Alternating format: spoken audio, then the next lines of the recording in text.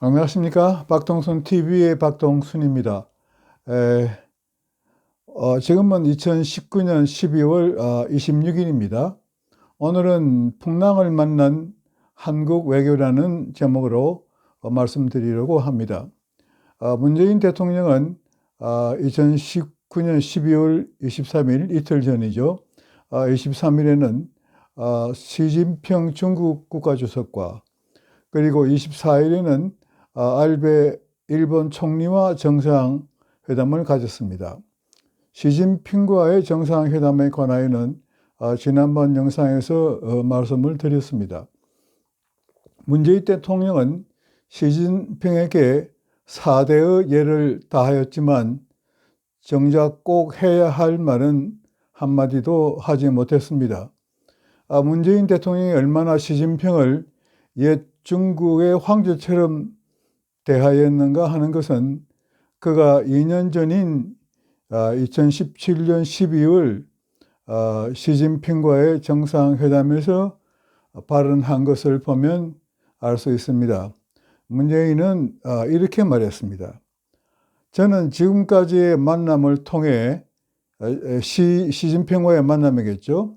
저는 지금까지의 만남을 통해 시 주석님의 말과 행동에서 매우 진정성 있고 신뢰할 수 있는 지도자라는 믿음을 갖게 되었습니다.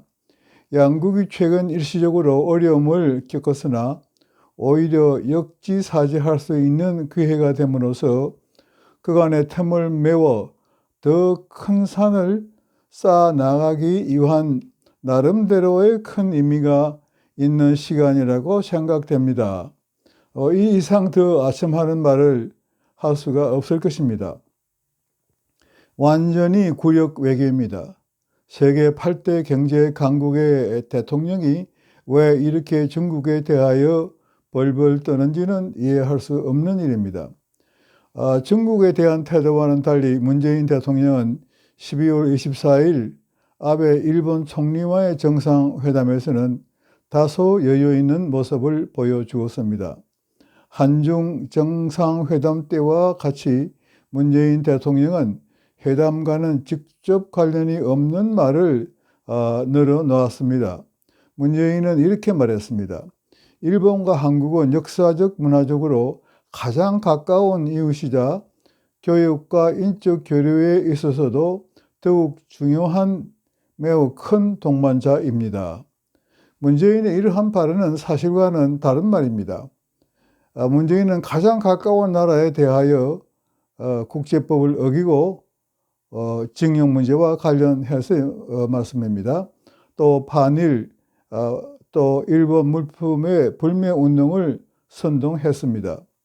아베가 아마도 속으로 웃었을 것입니다. 문재인은 이어 양국이 머리를 맞대고 해결 방안을 조속히 도출하기를 희망한다.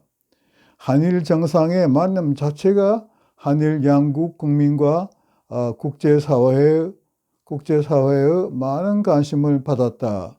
그 기대가 무엇인지 나는 잘 알고 있다고 말했습니다. 그렇습니까? 한일 양국의 정상의 만남 자체가 국제사회의 많은 관심을 받고 있습니까? 그게 아니지 않습니까? 문재인이 정상회담에 임하는 태도의 특징은 대체로 세 가지로 분류를 할 수 있습니다. 첫째는 사실도 아니고 있지도 않은 양국 관계를 과장하여 장황하게 미사역으로 설명하는 것입니다. 둘째는 현존하는 불편한 양국 관계를 이러한 있지도 않은 양국 관계의 특수성을 바탕으로 해결할 수 있다는 희망을 피력하는 것입니다. 그리고 셋째는 중국에 대하여는 한없이 비굴하여 아무 주장도 하지 못하는가 하면 일본에 대해서는 그래도 할 말은 하는 것 같습니다. 아베 총리가 징용자 문제는 한국 정부가 해결해야 한다고 주장한 데 대하여 문재인은 그것은 한국 대법원의 판결이기 때문에 정부로서는 어떻게 할 수 없다고 아베에게 말했다고 합니다. 문재인의 이러한 태도에 비춰 문재인에게는 한일 관계 개선을 할 의사가 없는 것으로 이번 정상회담을 통해 알 수 있게 되었습니다.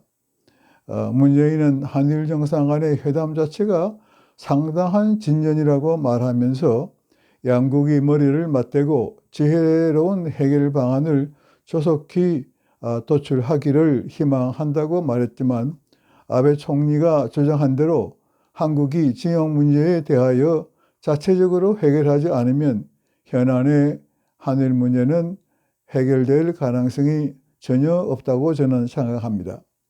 문재인은 반미, 반일, 친북 정책을 최우선에 두고 국가 안보 및 경제 등 국가 이익의 추구는 뒷전에 두기 때문에 문재인 외교는 풍랑을 맞는 배처럼 방향을 잃고 떠돌아다니고 있다고 할 것입니다. 문재인이 물러나지 않으면 대한민국의 외교를 잡을 길이 없습니다. 그래서 우리는 내년 봄에 기대를 걸어야 할 것입니다. 이상 논평을 마칩니다. 경청해 주셔서 감사합니다.